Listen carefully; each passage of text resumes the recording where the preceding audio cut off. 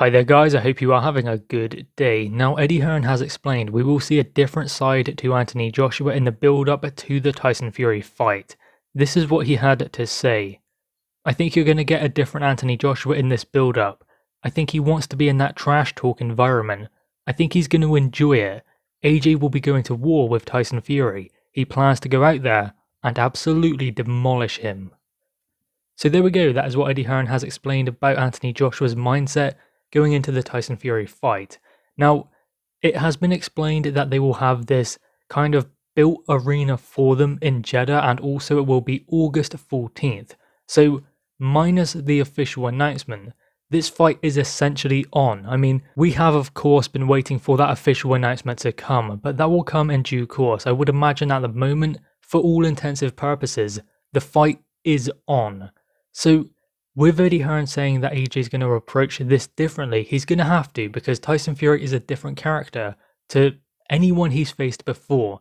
He's had trash talk from Jarrell Miller, but never ended up actually fighting him because obviously Jarrell Miller got popped 4 PEDs, so therefore that fight never happened, and there was the Dillian Whyte fight as well, but nothing similar to Tyson Fury. Tyson Fury is a different character and a different fighter once he gets in the ring. So it will be interesting to see how both of them deal with that. It will be interesting to see how Tyson Fury deals with not maybe being able to get into the head of Anthony Joshua if Joshua does not allow him to do so. I wouldn't imagine that Anthony Joshua is going to get too emotionally involved in the press conferences, in the back and forth, building up to the fight, because he knows what Tyson Fury is about. He knows that Tyson Fury does say these things about Anthony Joshua, about his chin, about the fights he's fought before, about losing to Andy Ruiz. He knows all of that is coming, so if he can prepare himself for that, he can understand that what Tyson Fury says isn't really that important. The important thing is what happens on fight night. With that being said, is it beneficial for Anthony Joshua to get involved in trash talk? I wouldn't imagine it's going to change things all that much, because I do believe that AJ will be ready for whatever comes from Tyson Fury.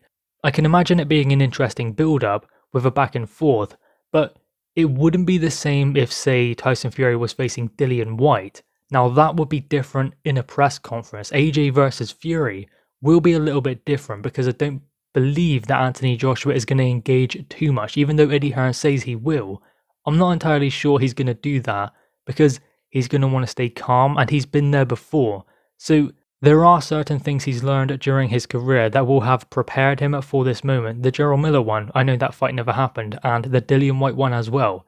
It is different, as I said previously, because Tyson Fury is a different character, but I just think that at this stage AJ is not in that position to let things bother him as much as maybe they would earlier on in his career. And it's going to be a tough fight, so he doesn't want to put too much stock in the press conferences. Neither will Tyson Fury, because the important thing is the fight itself.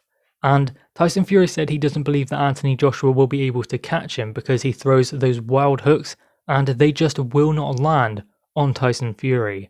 Now of course AJ doesn't just throw hooks, he throws straight shots as well. He has a good jab and he throws a mean uppercut, and it does work down to the body as well.